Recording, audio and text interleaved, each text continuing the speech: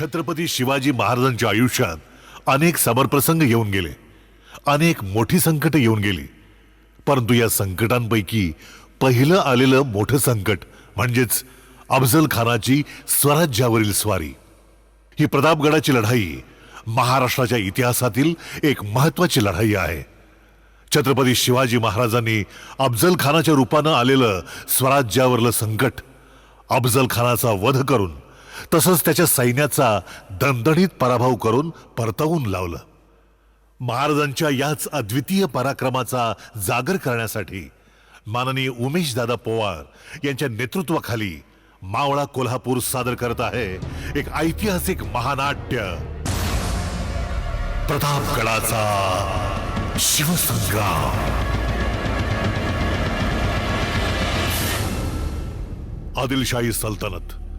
आदिलशाही सल्तनत ही दख्खनेत इसवी सन 1490 ते इसवी सन 1680 पर्यंत अस्तित्वात असलेली एक सल्तनत होती. 1600 शतकाच्या मध्यावर मात्र एकाच वेळी मुघल, कुतुबशाही आणि आदिलशाही यांनी साम्राज्य विस्तारासाठी लढाया तीव्र केल्या होत्या. महाराष्ट्रातही छत्रपती शिवाजी महाराजांनी स्वराज्याची शपथ घेऊन एक एक करून छोटे छोटे प्रदेश बळकवायला सुरुवात केलेली होती. आदिलशाही सम्राट मोहम्मद आदिल शाह हा याच काळात भयंकर आजारी पडला होता आणि त्याच आजारात त्याचा मृत्यू झाला. लहान अली आदिल शाह दुसरा याला गादीवर बसवून मोहम्मद आदिल शाहची पत्नी बडी बेगम ही कारभार बघू लागली. दक्षिणेत आक्रमक झालेल्या मोंगलांशी बडी बेगम नेटानं लढत होती. एका आघाडीवर आदिलशाही सेनापती खान मोहम्मद हा मुघल सैन्याशी लढत होता. त्याचवेळी मुघल सैन्याचा दक्षिणेचा सुभेदार होता तरुण राजपुत्र औरंगजेब. या युद्धादरम्यान औरंगजेबाला कैद करण्यात खान मोहम्मद याला यश आलं. पण चतुर औरंगजेबानं खान मोहम्मदला पैशाचं आमिष दाखवलं आणि काही रकमेच्या लालसेपोटी खान मोहम्मदनं औरंगजेबाला सोडून दिलं. हिंदुस्थानाच्या राजकारणात ही सर्वात मोठी चूक ठरणार होती आणि याचाच राग येऊन बडी बेगमनं खुद्द सेनापती असलेल्या खान मोहम्मदला ठार करण्यासाठी अफजल खानाला पाठवलं.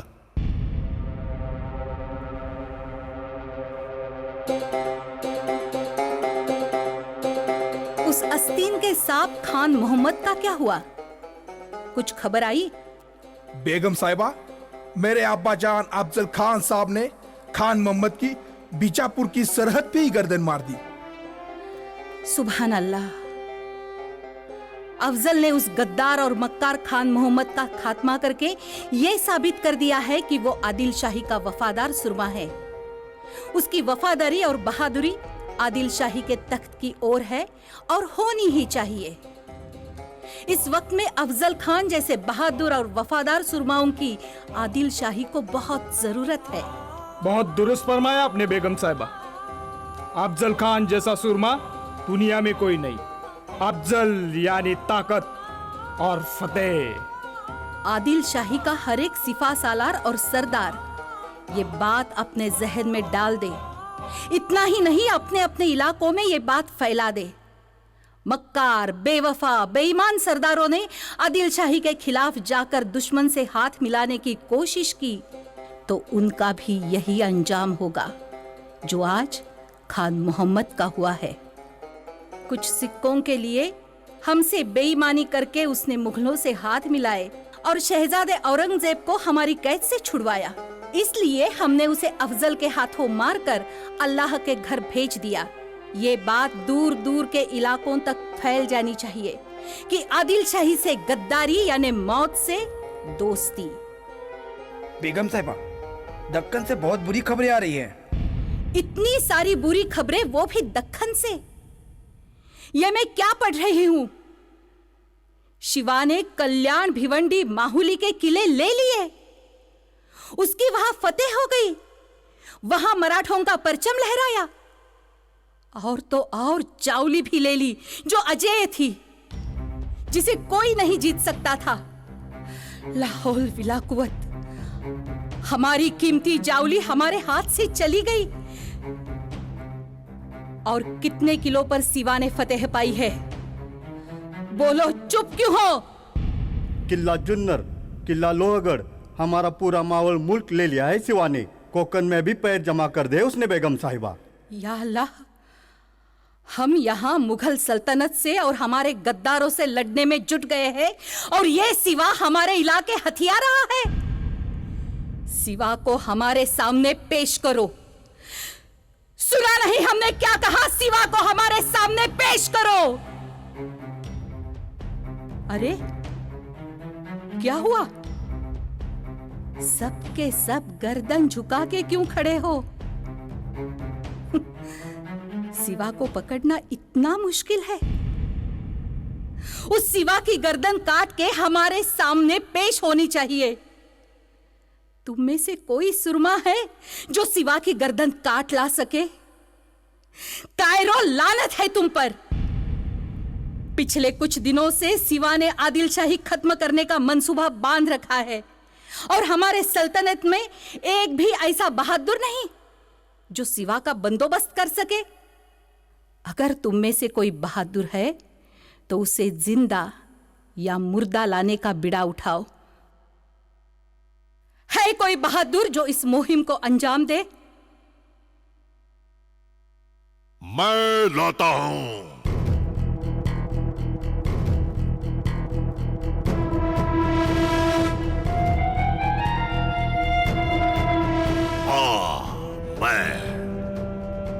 मैं लाता हूं उस पहाड़ी चूहे सिवा को दबोच के। ताकत का दूसरा नाम अफजल है। अफजल। अफजल? मुझे तुमसे ही उम्मीद थी। उस शिवा ने तुम्हारे ही सुबह का बहुत सा इलाका काबिज कर रखा है और अब तुम्हें ही उसे मार के वो सारा मुल्क वापस लाना होगा। सिर्फ अपना मुल्क क्या, मराठों का पूरा स्वराज्य ही आदिल शाही सल्तनत का होगा और सिवा का सिर भी आपके कदमों में पेश करूंगा। शाबाश मेरे बहादुर सुरमा। अफजल खान की फतेह हो, अफजल खान की फतेह हो। अफजल, तुम जितनी चाहे उतनी फौज ले जाओ, पर हमारी कीमती जावली हमें किसी भी हालत में वापस चाहिए। जाओ और सिवा का खात्मा करके ही वापस आओ। जी बेगम साहिबा, जरूर।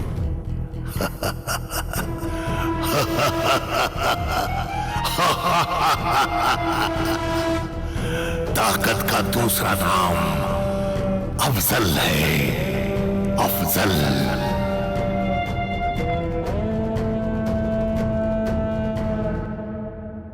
आदिलशाहीला हवं असलेलं जावळीचं खोरं अगदी वाईपासून अरबी समुद्रापर्यंत पसरलेलं होतं. बहुतांशी व्यापार हा याच जावळी मार्गाने चालायचा. जावळीचं खोरं बडी बेगम आणि अफजल खान यांना अतिशय महत्वाचं वाटत होतं, कारण आदिलशाही उत्पन्नाचा बराचसा भाग याच खोऱ्यातून आदिलशाहीला मिळत होता.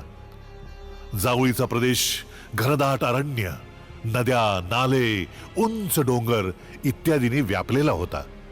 साहजिकच महाराजांच्या गनिमी काव्यासाठी हा अत्यंत योग्य भूभाग होता. त्यामुळेच स्वराज्य विस्तारासाठी महाराजांना जावळी घेणं महत्वाचं वाटलं. जावळीच्या चंद्रराव मोरेंचा पाडाव करून महाराजांनी जावळी जिंकून घेतली.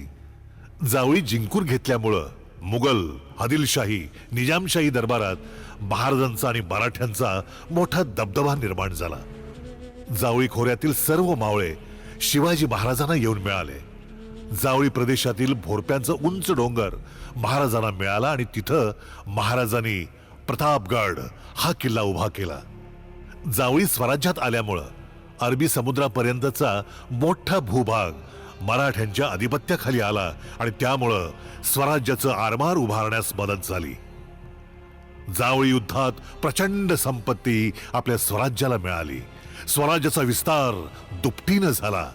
त्यामुळेच कुठल्याही किमतीत जावळी परत घेणारच हे ठरवून अफजल खान स्वराज्यावर स्वारी करायला निघालेला होता. इकडे खान चालून येत असल्याची बातमी राणी साहेबांच्या प्रकृतीबद्दल जाणायचं होतं आम्हाला. राजे, राणीसाहेबांची प्रकृती कालपर्यंत उपचाराला साथ देत होती, पण ताप खूप दिवस अंगात मुरलाय आणि आज शरीरही औषधाला साथ देईना. पण आम्ही उत्तरेतून अजून काही औषधं मागवून घेतलीत. होतील ना त्या बऱ्या? वैद्यबुवा काहीही करा, अजून कोणतेही वैद्य बोलवा, कुठूनही औषध मागवा, पण राणी सरकारांना लवकरात लवकर बरं करा. आम्हाला आणि आमच्या शंभू बाळांना खूप गरज आहे त्यांची. आमचे प्रयत्न सुरू आहेत महाराज, त्या नक्की बऱ्या होतील. शंभू महादेवाच्या कृपेने लवकरच चालत्या फिरत्या होतील. राज, अजून एक संकट येतं या. कोण येत आहे?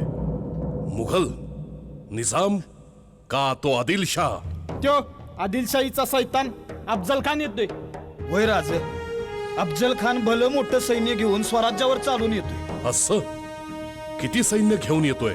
असं ऐकायला मिळतंय 12,000 घोडस्वार आणि 10,000च्या वर पायदळ आहे, 100 हत्ती, 50 तोफा. राज, गावच्या गाव बेचिराग करत रयतेचा हालहाल करत देवळाची विटंबना करत तो अफजल खान येतोय. रयतेच्या सुखासाठी आपण स्वराज्याचा घाट घातलाय आणि तेच संपवायला तो सैतान स्वराज्यावर चालून येतोय. जगदंब जगदंब.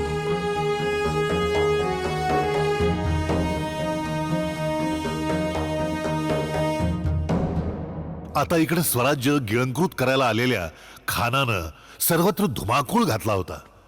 सईबाईंच्या आजारामुळं महाराज खूपच चिंतेत असायचे, पण तलवारीबरोबर लगीन लागलेल्या महाराजांना आपल्या कौटुंबिक आयुष्यात रमायला वेळ तरी कुठं होता? स्वराज्याचा, अखंड रयतेचा विचार करणारे महाराज, अहो त्यांना उसंत तरी कुठली? खानाशी कसं झुंजायचं, कुणाला कुठली कामगिरी द्यायची, ही सारी कलबद राजांच्या डोक्यात चालू होती. आणि त्यातच कुठंतरी सईबाईंचा विचार मनाला डंख लावून जात होता.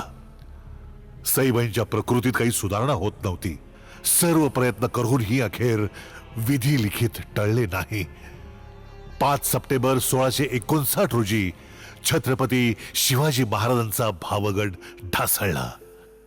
महाराजांबरोबर स्वराज्याचं स्वप्न पाहिलेल्या महाराणी सईबाई महाराजांना सोडून निघून गेल्या. रयत ही दुःखात होती. मात्र रयतेमध्ये अफवांचं पीक जोर धरू लागलं. अफजल खान चालून आला आणि अनिष्ट गोष्टी घडणं सुरू झालं. अशा रयतेत चर्चा होऊ लागल्या. अफजल खान स्वराज्य बळकावणार, आया बहिणींची अब्रू लुटली जाणार, अशा बाता होऊ लागल्या. या बातम्या राजमाता जिजाऊ साहेबांच्याही कानावर येऊ लागल्या.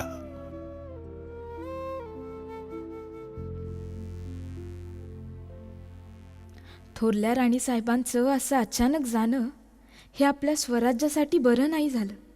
राणीसाहेब गेल्यापासून राजे खूपच खचलेत. त्यांना या दुःखातून कसं बाहेर काढायचं हेच आम्हास कळेना. आम्हाला तर त्यांची खूप काळजी वाटते. आम्हास देखील, पण काय करावं तेच कळेना. राजे तर त्या दिवसापासून एकांतातच आहेत. कोणालाही भेटत नाहीत, कोणाशीही बोलत नाहीत. तेव्हापासून जेवणही नीट घेतलं नाही त्यांनी. मला तर हे पाहवत नाही. राणीसाहेब, मी एक बोलू का? आपली रयत बी खूप घाबरली आहे त्या अफजल खानाला. वय राणीसाहेब, वाड्या वस्त्यात गावागावात ही चर्चा सुरू आहे. अफजल खान लई सैतान माणूस आहे, तो कुणाला जिवंत नाही सोडत म्हणतात. ओ बाईसाहेब, त्यानं मंदिरं उद्ध्वस्त केली, मंदिरातले देवदेवता बी फोडल्या. किती दुर्भाग्य आहे आपलं. थोरल्या राणीसाहेबांचं असं हे जाणं आणि त्या अफजल खानाचं स्वराज्यावर चालून येणं. राणीसाहेब, आऊसाहेब येत आहेत.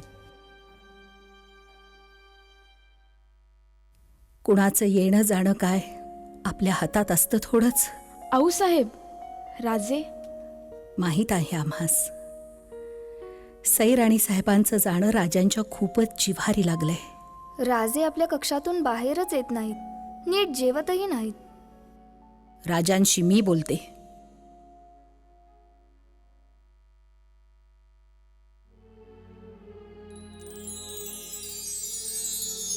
शिवबा. आऊसाहेब काय झालं हे? अजूनही आमचा विश्वास बसत नाही की सईबाई अशा अर्ध्यावर आम्हाला आणि शंभू बाळाला सोडून गेल्या. आऊसाहेब, काळानं फार मोठा घात केला. राजे, तुमचं सांत्वन आता तुम्ही स्वतःच करावं. मराठ्यांचे राजे म्हणून सईबाईंच्या पतीस समजवावं. सांगावं की खानाचं संकट दारात उभं असताना दुःखाचा शेला कवटाळून बसणं योग्य नाही. तलवारीशी लगीन लागलेल्या आपल्यासारख्यांच्या खांद्यावर जबाबदारी आहे, ती या रयतेची, स्वराज्याची आणि मराठ्यांच्या भगव्याची. जी आऊसाहेब, यापुढं तुम्हाला आमच्या डोळ्यात अश्रूचा थेंब देखील दिसणार नाही. नकोच तो. त्याऐवजी खानाबद्दल डोळ्यात उसळती आग दिसू दे. ही आग खानाला भस्मसात करेल.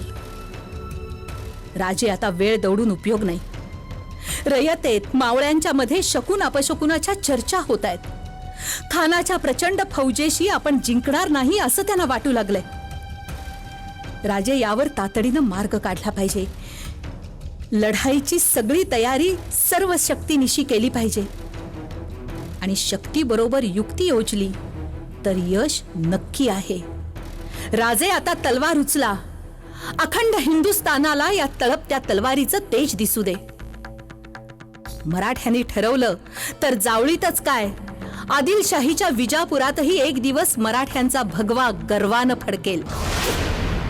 आणि राहिला प्रश्न त्या खानाचा, तर त्या 32 दाताच्या बोकडाची गर्दन तुम्हीच माराल याची आम्हास खात्री आहे.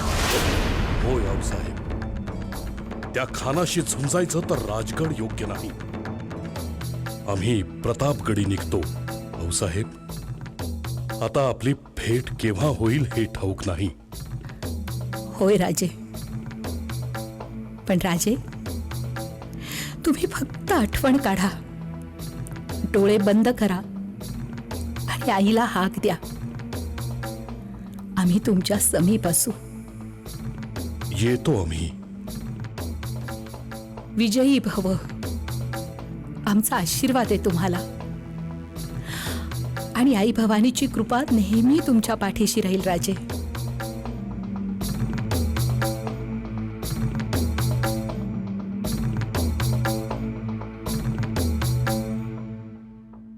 अफजल खान हा आदिलशाही साम्राज्यातील एक शक्तिशाली सरदार होता.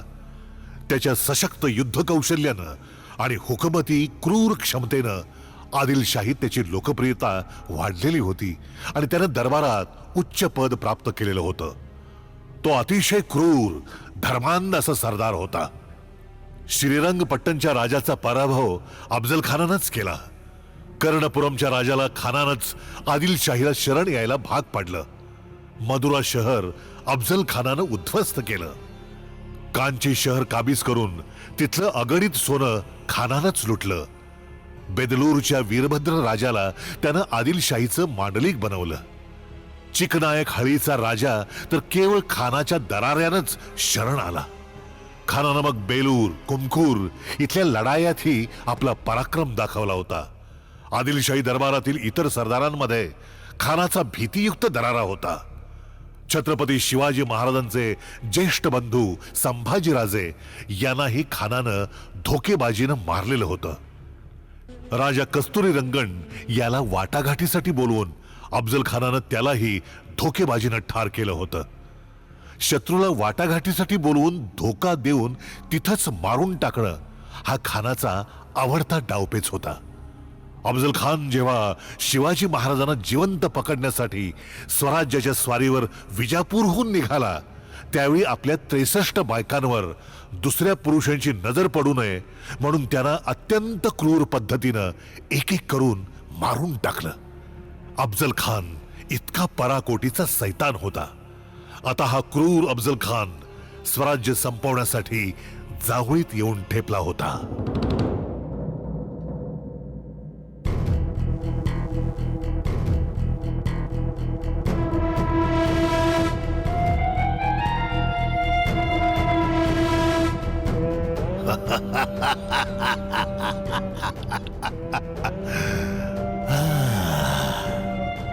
अब हम जावली में आप पहुंचे, फिर भी वो सिवा हमारे सामने ही नहीं आ रहा.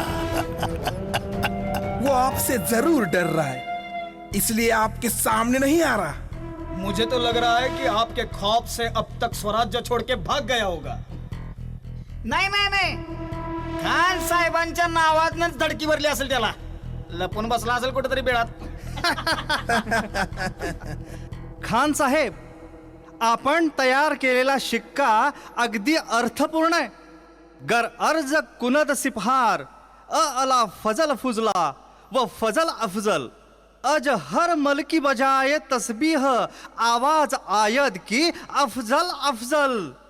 म्हणजे या नभाने जगातल्या श्रेष्ठ व्यक्तींची उत्कृष्टता आणि अफजलची उत्कृष्टता याची जर तुलना केली तर जपमाळेच्या मण्यासारखा प्रत्येक देवदूताकडून आवाज येईल, अफजल अफजल.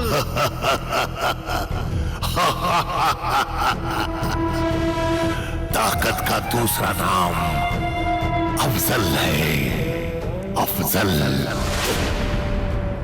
लेकिन खान साहब, मेरे समझ में ये नहीं आ रहा है कि वो हमारे सामने हथियार क्यों नहीं डाल रहा. डालेगा, जरूर डालेगा. बहुत जल्द ही वो हथियार डालेगा. वो पहाड़ी चूहा हमसे क्या लड़ेगा? अगर लड़ना होता तो वो कब का सामने आ जाता. क्यों कृष्णाजी कुलकर्णी? होय, बरोबर बोललात तुम्ही खान साहेब. शिवाजी तुम्हाला घाबरलाय म्हणूनच तो तुमच्या समोर येत नाही. इतरांना दाखवतो तो कसा शूर आहे, धाडसी आहे ते. पण हे सगळे वरवरचेच. तुमच्या समोर पहा आता कसा उंदीर होऊन लपलाय ते. पण खान साहेब, तरीही आपण सतर्क राहणे गरजेचे. तो खूप फसवा आणि महाधूर्त माणूस आहे. हो, सिवा तो लुटेरा है, वो कभी भी हम पे हमला कर सकता है. अरे वो इतना खामोश है, मतलब वो कोई जाल बुन रहा है. वो क्या जाल बुनेगा हमारे खिलाफ? एक वार में उसकी गर्दन जिस्म से अलग कर दूंगा. नहीं नहीं, कुलकर्णी सही कह रहा है. सिवा बहुत चालाक है, चालाक. हमें पता है कुलकर्णी, वो सिवा मक्कार है, धोखेबाज है, पर चालाक है. लेकिन उसकी ये चालाकी हमारे सामने खत्म होगी और वो हमारे सामने रहम की भीख मांगेगा, भीख. ऐसे हालात बनाएंगे हम उस सिवा की कि आने वाली मराठों की 7 पुश्तें इस अफजल खान को कभी नहीं भूलेगी, कभी नहीं. सही कहा अब्बाजान. अगर हमने उसे जिंदा पकड़ लिया तो भी उसे रहम नहीं मिलेगी. हमसे आदिल शाही इलाका छीनने वाले पर रहम कैसा? अगर वो जिंदा मिल गया तो उसे घसीटते हुए बिजापूर ले जाएंगे. तुमचं बरोबर आहे खान साहेब. पण तो ऐन वेळी काहीतरी चाल खेळणार. तुमच्या अजगर मिठीतून त्याच्या स्वराज्याला सोडवायचा प्रयत्न तो नक्की करणार. अहो, सोंगाडे आहे तो, वेळेप्रमाणे रंग बदलणारा सरडा. खान साहेब, तो मिळाला की लगेच ठेचायचं. त्या बहुरुपयाच्या कोणत्याच गोष्टीवर भरवसा ठेवायचा नाही. नहीं, हम नहीं बख्शेंगे उसे. तुम फिक्र मत करो. उसने हमारे सूबे के बहुत सारे किले और इलाके हथियार लिए हैं, पर सबसे बड़ी तौहीन पता है क्या है? उसने हमारी कीमती जावली हमसे छीन ली है. आदिल शाही सल्तनत की इज्जत मिट्टी में मिला दी. हम उसकी जान ले लेंगे, जरूर लेंगे. आत्ता कसं मनासारखं बोललात खान साहेब. या शिवाजीचं प्रकरण लवकरात लवकर संपवलंच पाहिजे. तुमच्यासारख्या सेनापतींच्या छत्रछायेखाली आदिलशाही झेंडा अखंड दख्खनेत फडकला पाहिजे. एका जहागीरदाराचा मुलगा स्वतःला राजा म्हणवतो म्हणजे काय? छे छे छे छे. त्यासाठी यांचं स्वराज्य संपवायलाच हवं. आणि तो शिवाजी तर मरायलाच हवा.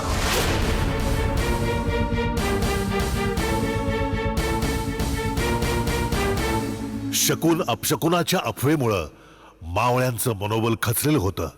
त्यासाठी महाराजांनी एक शक्कल लढवली. त्यांनी सर्व सहकाऱ्यांना सैन्यातील प्रमुख सरदारांना बोलवून आपल्या स्वप्नात आई तुळजाभवानी आली आपण प्रसन्न झालो, सर्वस्वी सहाय्य तुला आहे. तुझे हाते अफजल खान मारावितो, तुझला यश देतो, तू काही चिंता करू नको, असा देवीनं दृष्टांत दिल्याचं महाराजांनी आपल्या सैन्याला सांगितलं. आणि मग काय, व्हायचा तोच परिणाम झाला. लढवलेली शक्कल कामी आली, मावळ्यांमध्ये उत्साह संचारला, सैन्याचं मनोबल प्रचंड वाढलं. इकडे प्रचंड फौजफाटा तयार ठेवून अफजल खान युद्ध सुरू होण्याची वाट पाहत होता. पण मैदानी प्रदेशात अफजल खानाशी दोन हात करणं अतिशय चतुर असलेल्या महाराजांनी टाळलं. अफजल खान अतिशय आक्रमक आहे आणि आक्रमकाला युद्धभूमीशी काहीही देणं घेणं नसतं हे महाराजांनी जाणलेलं होतं. त्यामुळे महाराजांनी अफजल खानाशी वाटाघाटी सुरू व्हाव्यात म्हणून खानाला प्रथम खलिता पाठवला.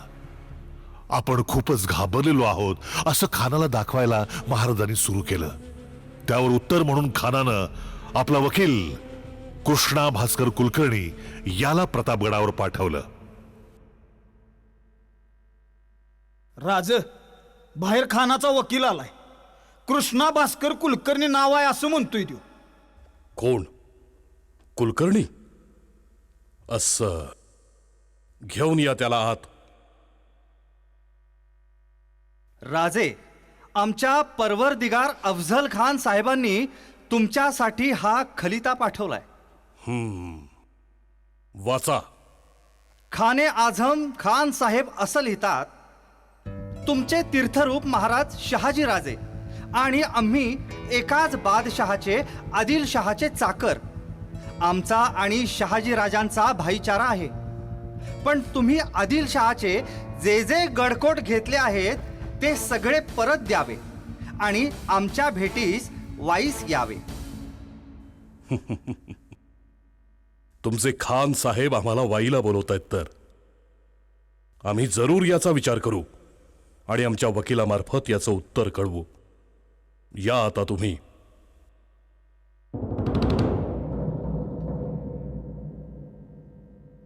महाराज, म्हणजे आता खानाला ही जावळी परत द्यायची? अजिबात नाही. त्याला या जावळीच्या जाळ्यातच गाडायचा.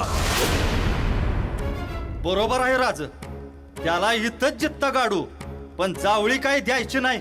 वयराज, खानाला इथंच गाडला तर आपली दहशत समधीकडे होईल बघा.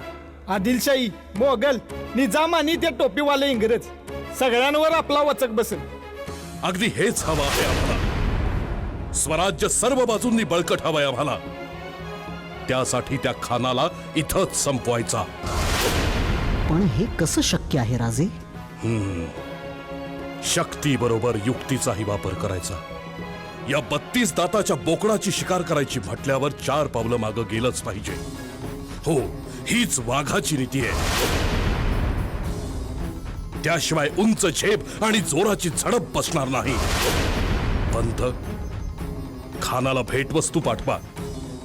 आम्ही खूप घाबरलोय याची जाणीव करून द्या. युद्ध नको, भेटून सामोपचाराचं बोलणं करून योग्य तोडगा काढूया असा प्रस्ताव त्याच्या समोर ठेवा.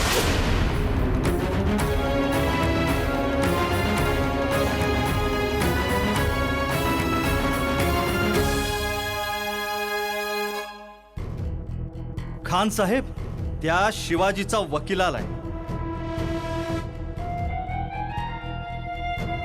खान साहेबांना मुजरा, आमच्या शिवाजी राजेंनी आपल्यासाठी खलिता पाठवलाय. क्या कहता है आपका सिवा? राजे लिहितात, खान साहेब आपली आम्ही भेट घेतो. आमच्या मनात काही कपट नाही. खान साहेब जसं म्हणतील अगदी तसंच करतो. बहुत खूब, बहुत खूब.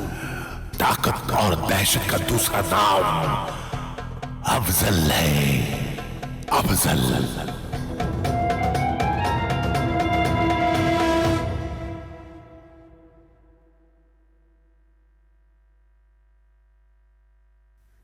मुजरा राजे. राजे खान भेटीसाठी तयार झाला. जगदंब जगदंब. पंताजी काका, अफजल खानास अजून एक पत्र लिहा आणि आता भेटीचा प्रस्ताव मांडा.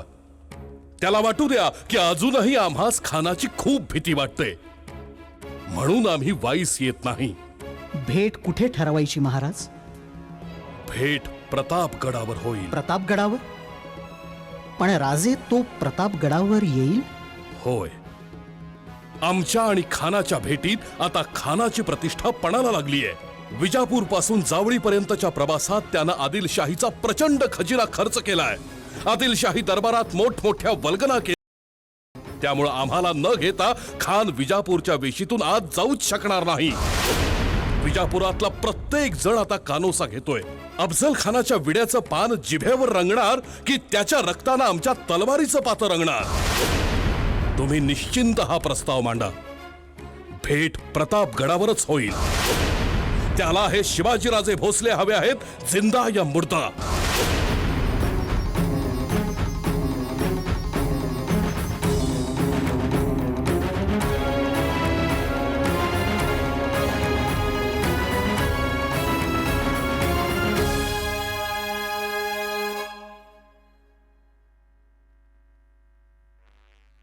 खान साहेब, त्या शिवाजीकडून पुन्हा एक खलिता घेऊन गोपीनाथ पंत बोकील आलेत. ओ अच्छा. बहुत खूब. कृष्णा जी कुलकर्णी, पढ़िए क्या लिखा है. शिवाजी तुम्हास वाटाघाटीसाठी भेटण्याची इच्छा व्यक्त करतोय. काय असेल ते भेटून मसलत करू. रयतेचे हाल करू नका ही विनंती करतोय. घाबरला. ओ ठीक है, लड़के नहीं तो मिलके ही सही, लेकिन इस किस्से को हमेशा के लिए खत्म करते हैं.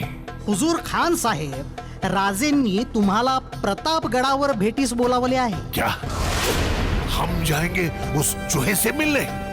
नहीं, बिल्कुल नहीं. उसे कहो खुद हमसे आकर मिले. अहो हुजूर, राजे तुम्हाला इतके घाबरले आहेत की ते गडावरून खालीही येणार नाहीत. म्हणूनच ते आपल्याला प्रतापगडावर बोलवत आहेत.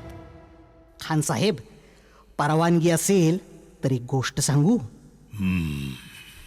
शिवाजी राजे किमान 2-3 वर्ष तरी गड आरामात लढवतील.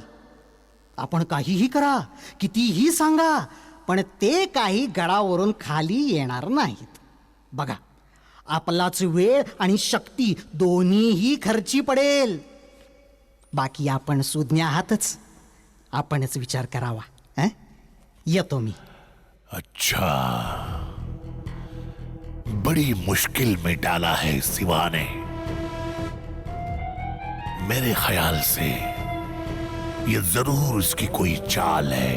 मैं तो कहता हूँ जाते हैं प्रतापगढ़ और दबोच कर लाते हैं उस सिवा को. आप हुक्म दीजिए, मैं पकड़ लाता हूँ उस सिवा को. कुछ भी मत पको, तुम कुछ नहीं कर पाओगे उस सिवा को. सिवा क्या बेवकूफ है जो उस किले पे बैठा है? खान साहेब, मी एक सुचू का? बोलो. खान साहेब, गोड बोलून शिवाजीला आपण प्रतापगडाच्या खाली उतरवू. तुम्ही त्याला भरवसा द्या की फक्त बोलणीच होणार. खाली कुठेही तो म्हणेल तिथे भेट होईल. एकदा का शिवाजी प्रतापगडावरून खाली उतरला की मग पुढे काय करायचं हे आम्ही तुम्हाला सांगण्याची गरज नाही. ये सही कहा तुमने. संदेशा भेजो, हम उससे मुलाकात करेंगे प्रतापगढ़ के नीचे. उसे तो हम गले से लगाएंगे.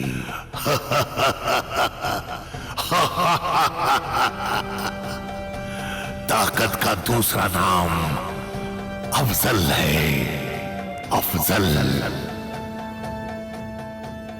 शिवाजी राजांनी अफजल खानाला आपण खूपच घाबरलेलो आहोत हे दाखवलं. अफजल खानाचा आत्मविश्वास आता अगदी गगनाला जाऊन पोचला होता. शिवाजी आपल्या सैन्याला घाबरून कधीच आपल्याला भेटणार नाही असं वाटून अफजल खानानं 20,000 सैन्य वाई मुक्कामी ठेवलं. उरलेलं 12,000 सैन्य पार घाटाच्या अलीकडं आणि 1,500 सैन्य प्रतापगडाजवळच्या जंगलात राहील अशी व्यूहरचना करून अफजल खान निवडक सैन्य घेऊन महाराजांच्या भेटीला निघाला. इकडे शिवाजी राजांनी अफजल खानाच्या आक्रमणाला तोंड देण्याचं पुरेपूर नियोजन केलेलं होतं. आपल्या स्वराज्यातील ठाण्यांवर अतिशय जुजबी मावळे ठेवून बाकीचं सगळं सैन्य महाराजांनी जावळीत बोलावून घेतलं. जावळीत आलेलं मराठ्यांचं सर्व सैन्य महाराजांनी प्रत्येकाला जबाबदाऱ्या देऊन सर्वत्र विखरायचं ठरवलं. कोयनेच्या पूर्वेला बोचे घोळीच्या घाटात बालाजी शिळमकर यांची नेमणूक करण्यात आली. प्रतापगडाच्या नैऋत्य दिशेला असलेल्या पार घाटात मोरोपंतांना 3,000 पायदळ घेऊन उभं राहायला सांगितलं. नेताजी पालकर यांना रडतोंडीच्या घाट माथ्यावर 5,000 घोडदळ घेऊन तयार राहायला सांगितलं. प्रसंग आलाच तर वाई येथील अफजल खानाच्या मुख्य छावणीवर चालून जाण्याची जबाबदारी त्यांच्यावर सोपवण्यात आली. भेटीच्या प्रसंगी खानाची फौज प्रतापगडावर जर चालून आलीच तर तिला रोखण्याची जबाबदारी कान्होजी जेधे आणि बांदल देशमुखांवर सोपवण्यात आली. तसंच वेळ प्रसंगी शिवाजी महाराजांना मदत करण्याची जबाबदारी देखील कान्होजी जेधेंवर टाकण्यात आली. याखेरीज भेट झाल्यावर गडावर तोफांच्या इशारतीचे आवाज करण्यात येतील. तोफेचा आवाज ऐकताच सर्वांनी खानाच्या छावणीवर हल्ला करावा, पण कोणत्याही परिस्थितीमध्ये खानाच्या सैन्याला बचाव करण्याची संधी मिळताच कामा नये अशी सैन्याची रचना शिवाजी महाराजांनी केलेली होती. अति आत्मविश्वासी खानाला मात्र याची अजिबात कल्पना नव्हती. महाराजांनी सगळ्यांना जबाबदाऱ्या दिल्या आणि सगळेजण आपापल्या ठिकाणी निघण्याआधी महाराजांनी सगळ्यांना एकत्र बोलवलं. पंत, करारात ठरल्याप्रमाणे खानाची भेट सशस्त्र होईल. 10 अंगरक्षक आपल्या बरोबर असतील. महाराज, कोण असतील ते 10 अंगरक्षक? वाघाच्या काळजाचे आणि हत्तीचे बळ असलेले 10 वीर निवडलेत मी.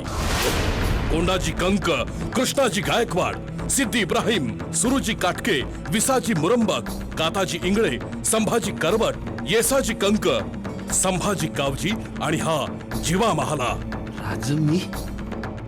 होय जीवा, तू आणि संभाजी कावजी आमच्या सोबत राहा. खानासोबत सय्यद बंडा असेल. तो दांडपट्टा चालवण्यात पटाईत आहे, अगदी तुझ्यासारखा. राज, स्वराज्यासाठी एवढी मोठी संधी दिलासा. या संधीचं सोनं करीन मी. आणि त्यो काय तुमच्यावर चालून येतोय, त्याआधी त्याला या जीवा महाला संघ टक्कर द्याय पाहिजे. अव तुमच्याकडे नुसतं त्यानं बघितलं तरी एका गावात उभा चिरतो बघा त्याला. शाबास जीवा. राज, समधी आल्यात. राजे, उद्या खानाच्या भेटीचा दिवस. होय पंत, म्हणूनच तुम्हा सगळ्यांना इथं बोलवलंय. सगळ्यांनी लक्षात ठेवा, अशी संधी पुन्हा पुन्हा येत नाही, एकदाच येते. त्यामुळं नेमून दिलेली जबाबदारी चोख पार पाडा. उद्याचा दिवस खूप महत्वाचा आहे. आजच तुम्हाला नेमून दिलेल्या जागेवर तुम्हाला पोचायचंय आणि उद्या दुपारपर्यंत जंगलातल्या कडे कपाऱ्यात लपून बसायचंय. ही काळ रात्र आहे असं समजा. उद्या आपल्याला आदिलशाही निशाण पुसून टाकायचंय आणि स्वराज्याची प्रतिपदेची चंद्रकोर या नव्या आकाशात स्थापन करायची आहे. खान स्वतः काळ आहे. हा काळ स्वराज्यावर झडप घालणार, पण आम्ही त्याच्या पुढ्यात स्वतः उभे असू. कुणीही आमच्या काळजीत राहू नका. आऊसाहेबांची आणि आई भवानीची अपरंपार माया आमच्या पाठीशी आहे. पण तरीही अफजल खानाच्या अंगात कुठला पीर आला आणि त्यानं भेटीचा नियम मोडलाच तर इशारत होईल. ही इशारत म्हणजे खानानं दगा केला असं समजा. आणि दबा धरून बसलेले तुम्ही सगळे आई भवानीचे वाघ जाळीतून उठा आणि जावळीत आलेल्या गनिमावर तुटून पडा. आपल्या प्राणापेक्षा प्रिय आपला भगवा थेट खानाच्या छाताळात नेऊन गाडा. मराठा या नावाची जरब अख्ख्या हिंदुस्थानला बसली पाहिजे.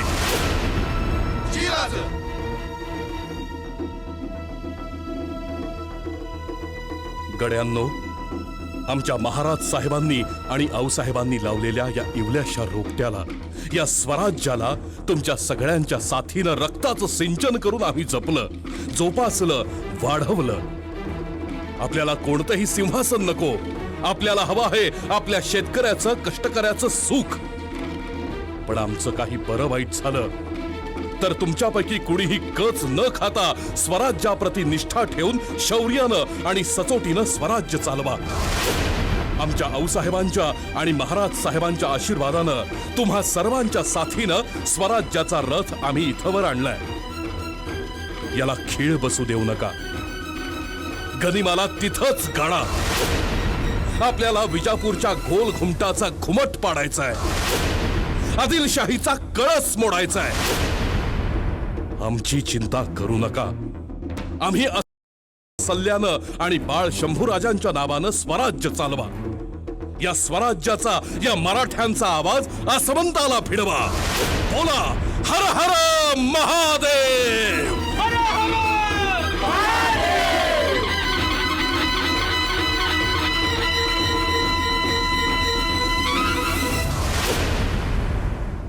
या बाक्या प्रसंगी सर्वात महत्वाची कामगिरी बजावत होते ते म्हणजे महाराजांचे गुप्तहेर खाते. खानाच्या भटारखान्यात राजांनी आपले विश्वासू विश्वासराव मुसेखोरेकर यांना पाठवलेलं होतं. बहरजी नाईक महाराजांना महत्वाच्या खबरा देत होतेच. त्यानुसार खानाच्या शरीराची रचना, त्याचं वजन, त्याची उंची यावर महाराजांनी अभ्यास केलेला होता. प्रतापगडाच्या पायथ्याशी महाराजांनी अतिशय उत्कृष्ट प्रकारचा शामियाना उभा केला. महाराजांनी चाणाक्षपणे शामियाना अशा ठिकाणी उभा केला की तो प्रतापगडावरून स्पष्ट दिसेल. मात्र पार गावात जिथं अफजल खानाची छावणी होती तिथून मात्र शामियाना अजिबात दिसणार नाही. भेटीच्या प्रसंगी तंबूमध्ये दोन्ही बाजूंचे वकील आणि प्रत्येकी 2 हुद्देदार तसंच दोघांनीही प्रत्येकी 10 अंगरक्षक सोबतीला आणायचे असून भेटीच्या जागेपासून बाणाच्या टप्प्या इतक्या अंतरावर ते उभे राहतील असं ठरलं.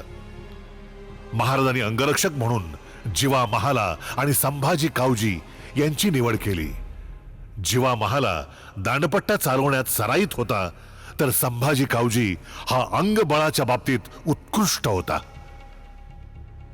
भेटीच्या दिवशी पोशाख करताना महाराजांनी अंगामध्ये मुद्दाम चिलखत चढवलं. उजव्या हाताच्या अस्तनीमध्ये बिचवा लपवला. अर्थात खानाचा विश्वासघातकी स्वभाव महाराजांना परिचयाचा असल्यामुळं त्यांनी ही खबरदारी घेतलेली होती. आणि तो ऐतिहासिक दिवस उजाडला.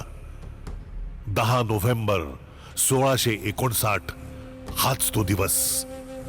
अफजल खान प्रथम शामियानात येऊन पोचला. त्याच्या बरोबर लढवय्या सय्यद बंडा होता. इकडे महाराज अफजल खानाच्या भेटीला गडावरून खाली आले.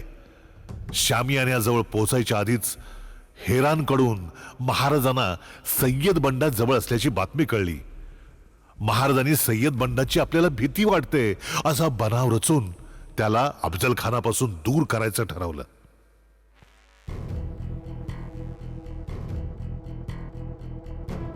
कहां है सिवा?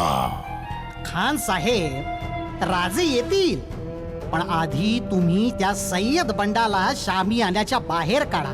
क्यों? हम नहीं जाएंगे. हे बरोबर नाही बरं का खान साहेब. हे आपल्या करारामध्ये नव्हते. राजे शामियान्या बाहेर केव्हाही पोहोचतील आणि जर का त्यांनी सय्यद बंडाला पाहिलं तर ते तडक गडावर निघून जातील. हे बघा, तुम्हाला मी आधीही बोललेलो आहे, त्यांना भीती वाटते हो तुमची. सय्यद बंडा जर इथे थांबला तर तुमची त्यांच्याशी भेट होणारच नाही बघा. नहीं नहीं खान साहब, वो हमें आपसे दूर कर रहा है. इसमें जरूर सिवा की चाल होगी. बंडा कौन हूं मैं? अफजल खान. अफजल खान, आदिलशाही सल्तनत का शेर. वो डरपोक चूहा क्या करेगा मुझे? कुछ नहीं होगा. हम मंजिल के पास है. सिवा आ रहा है, तुम बाहर रुको.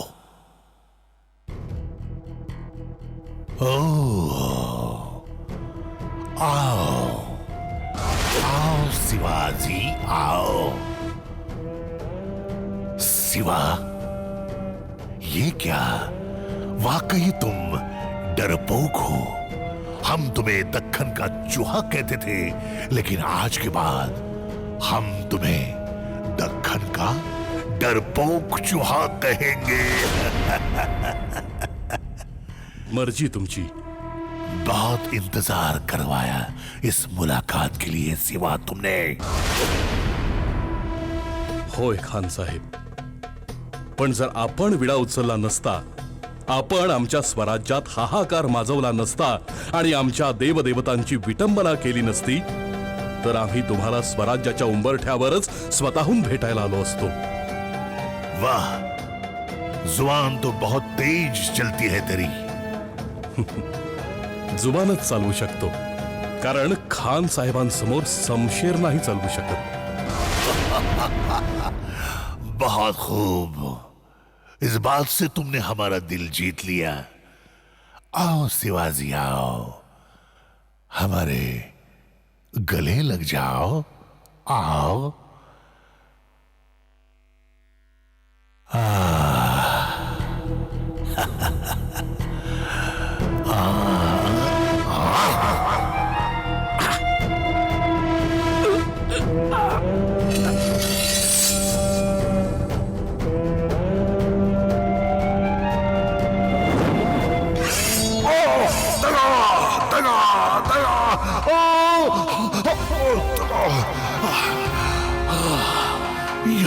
हर हर महादेव।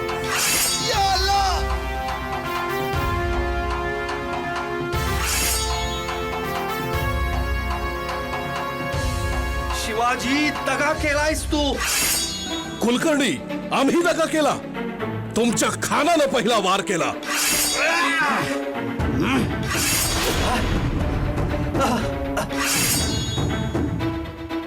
दया करा राजे, राजे दया करा। ब्रह्महत्या पाप आहे राजे। ब्राह्मणाला तुम्ही मारू शकत नाही राजे। अरे हट! ब्राह्मण म्हणून कोण तुम्हा सोडतो? तुम्ही नाईलाज केलात कुलकर्णी। सत्तेच्या हव्यासासाठी आणि काही रकमेच्या बक्षिसीसाठी आपलं इमान परकीयांकडे गहाण ठेवून स्वराज्याशी गद्दारी करणारी वृत्ती या कुलकर्ण्यासोबतच संपली पाहिजे। हा?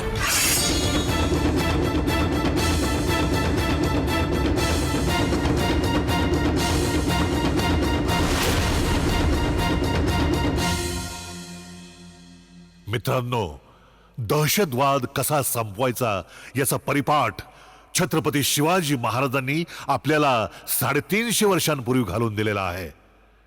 दहशतवाद, मग तो अफजल खानाचा असो की कृष्णा भास्कर कुलकर्णीचा असो, महाराज किती मोठे होते हे समजून घेण्यासाठी आधी शत्रू किती मोठा होता हे समजून घ्यायची गरज आहे। आणि त्यासाठीच फक्त 29व्या वर्षी छत्रपती शिवाजी महाराजांनी केलेल्या या अद्वितीय पराक्रमाचा जागर लोकांपर्यंत पोहोचवण्याचा हा मावळा कोल्हापूरचा एक छोटासा प्रयत्न। धन्यवाद।